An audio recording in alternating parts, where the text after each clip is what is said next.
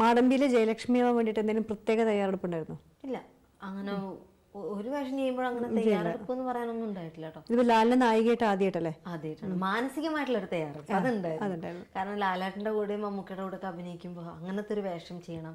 അതിന് സ്വയം ഞാനൊന്ന് എന്താ പറയാ, ഈ പറഞ്ഞ പോലെ ഈ കുട്ടി എന്നുള്ളൊരു ചിന്ത എപ്പോഴൊക്കെ എൻ്റെ മനസ്സിനെയും ബാധിച്ചിട്ടുണ്ടെന്ന് പറയാം. കാരണം വീട്ടിലും എപ്പോഴും ഒരു അമ്മയും അച്ഛനും എപ്പോഴും ഇങ്ങനെ കൊഞ്ചിച്ച് ഞാനും ഒരു ലാലേട്ടൻ്റെ കൂടെ മമ്മൂക്കയുടെ കൂടെ എന്നൊക്കെ പറയുമ്പോൾ ഭയങ്കര ഏജ് ആയിട്ടുള്ള കുറച്ചൊരു നമ്മളെക്കാളും പ്രായത്തിന് കൂടുതലുള്ള വേഷമായിരിക്കുമല്ലോ.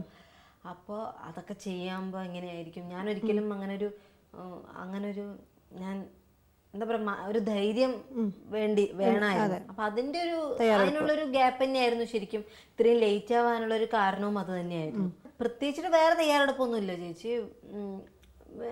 ഒരു ബാങ്ക് മാനേജർ എന്നൊക്കെ പറയുമ്പോൾ ഞാൻ ഉണ്ണിയേട്ടൻ, അതിന്റെ ഡയറക്ടർ ഉണ്ണിയേട്ടൻ ശരിക്കും ക്യാരക്ടർ എന്താന്ന് പറഞ്ഞു തന്നിട്ടുണ്ടായിരുന്നു.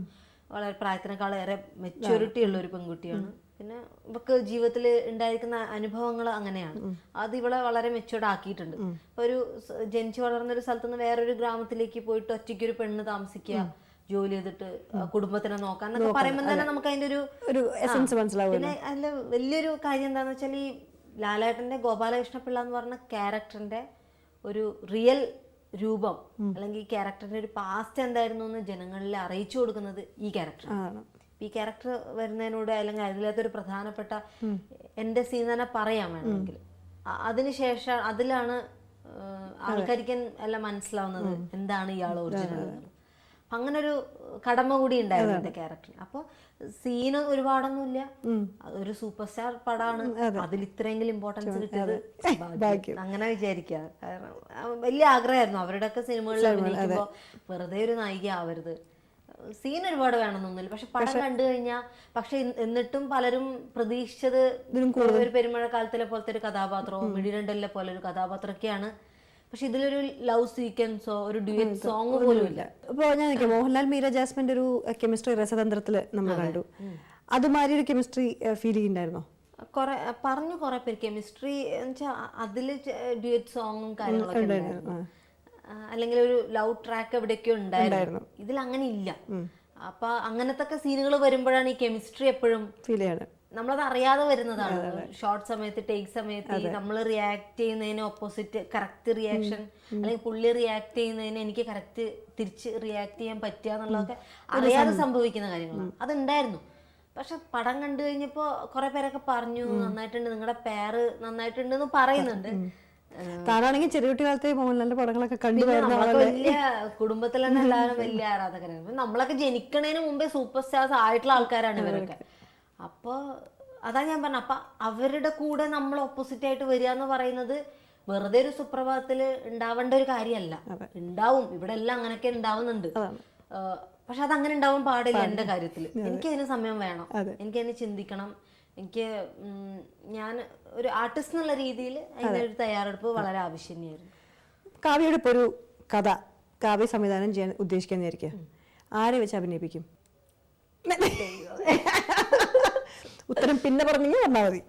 തൽക്കാലം ഇപ്പൊ എനിക്ക് നല്ലൊരു വേഷം കിട്ടാനുള്ള വഴി ഞാൻ ആലോചിച്ചോണ്ടിരിക്കുകയാണ്. ഞാൻ തന്നെ അഭിനയിക്കും. നല്ലൊരു വേഷമൊക്കെ ആണെങ്കിൽ വേറെ ഒന്നും ചിന്തിക്കില്ല, ഞാൻ തന്നെ അഭിനയിക്കും. നടനോ? നടൻ അതൊരു കുഴപ്പിക്കുന്നത് പോയല്ലോ ചേച്ചി. നമുക്ക് പുറത്തുനിന്ന് ആരെങ്കിലും നോക്കാം. അതെ, നമുക്ക് തമിഴ്നാട്ടിൽ നിന്ന് അങ്ങനെയൊക്കെ ഞാൻ പറഞ്ഞ ഇലക്കം മുള്ളിനും കേടില്ലാതെ മുന്നോട്ട് പോകുന്നു. ഇവിടെ നമുക്ക് എല്ലാരും പേഴ്സണൽ ആയിട്ട് നല്ല അടുപ്പുള്ള ആൾക്കാരാണ്. ഒരാളുടെ പേര് പറഞ്ഞ എല്ലാ ആൾക്കാർക്കും, പ്രത്യേകിച്ച് സിനിമാ പ്രവർത്തകർക്ക് എല്ലാവർക്കും തന്നെ അവർ ഏറ്റവും വലിയ അസറ്റ് എന്ന് പറയുന്നത് അച്ഛനും അമ്മയാണ്, അല്ലേ? അച്ഛനും അമ്മ, ബ്രദർ, അങ്ങനെ ഒരു.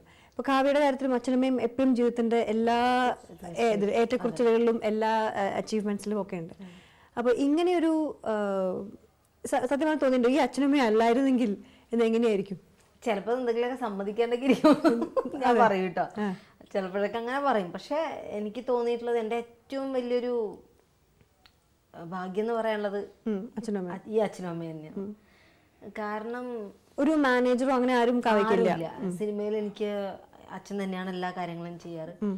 അച്ഛന് എന്താ പറയാ, അച്ഛൻ ഭയങ്കര ഇപ്പോഴും അവര് പക്ക ഒക്കെ അവിടുത്തെ ആൾക്കാർ തന്നെയാണ്, നാട്ടിൻപുറത്തുള്ള. അതുകൊണ്ട് ഞാൻ കണ്ടിട്ടുള്ള ലോകം മാത്രം അവരും കണ്ടിട്ടുള്ളൂ, ഞാൻ കാണാത്തൊരു ലോകമൊന്നും അവര് കണ്ടിട്ടില്ല.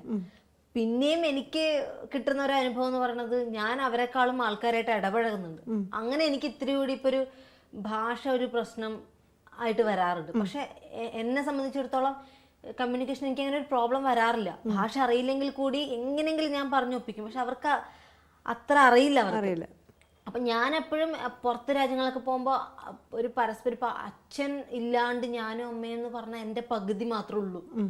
എനിക്ക് അച്ഛനും അമ്മയും എൻ്റെ കൂടെ ഉണ്ടെങ്കിൽ മാത്രമേ എനിക്കൊരു സ്ട്രെങ്ത് ഉണ്ടാവുള്ളൂ. എനിക്ക് എവിടെയും ഏത് രാജ്യത്തും എനിക്ക് പോകാനുള്ള ഒരു ധൈര്യം.